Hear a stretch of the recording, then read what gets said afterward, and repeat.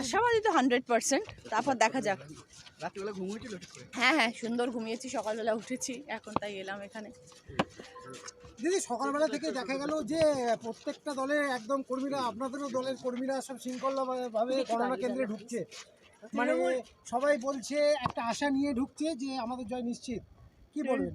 Trinamool Congress party সবসময় শৃঙ্খলা বজায় রাখেন এবং আজকেও তারা রাখবেন এবং সব সুষ্ঠুভাবে সুন্দরভাবে হবে।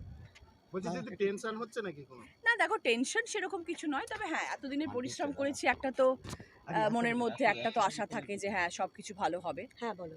পরীক্ষা তো নয় যে সারা যে আমার এক্সামের রিপোর্ট কীরকম আসে সেরকম নয়, সেটা সেই যুদ্ধটা অনেক দিন আগে পার হয়েছে। এটা একটা অন্য রকমের যুদ্ধ এবং মানুষের পাশে থাকার যুদ্ধ, এটা তো দেখা যাক মানুষ